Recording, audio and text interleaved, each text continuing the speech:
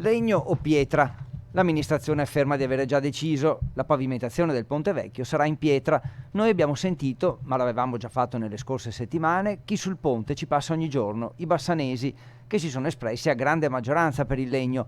A onor del vero, un paio di voi ci hanno detto di non sentirsela di esprimere un parere e che è giusto che siano i tecnici a farlo. Per gli altri il legno è il grande favorito. Il legno sarebbe stato l'ideale, ma siccome che chi ha detto la sua intendezza che va bene anche quella in pietra, bisognerà vedere che risultato avrà. Sarebbe bello.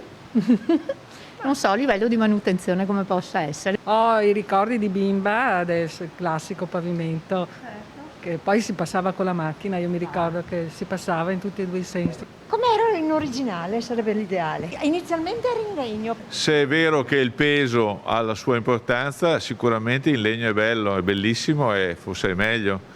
A me piacerebbe molto di più, immagino che la manutenzione sia più complicata, sia più difficile, però credo che sia decisamente migliore. Io preferirei il legno. Perché? Forse è più leggero rispetto a chiaramente cosa vogliono mettere, mattonelle, pietre.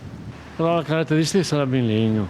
Il ponte, è bene ricordarlo, non appartiene a qualcuno, ma è dei bassanesi, che sarebbero ben contenti di essere chiamati ad esprimersi. Insomma, chiediamo all'amministrazione di sentire i bassanesi, in fin dei conti il ponte è loro. Certo, sarebbe giusto. Sarebbe carino, sì, certo. Non è vincolante perché poi bisogna tener conto dei problemi strutturali. Io non voglio fare l'ingegnere nell'arredatore urbano. Sarebbe averlo fatto anche un sondaggio bassanesi, a chiedere ai bassanesi di accettare una cosa o l'altra, vedere dopo decidere assieme. Per fare un referendum e chiedere ai cittadini? Sì, perché Sì, no? direi di sì. Sì, anche secondo me, perché no?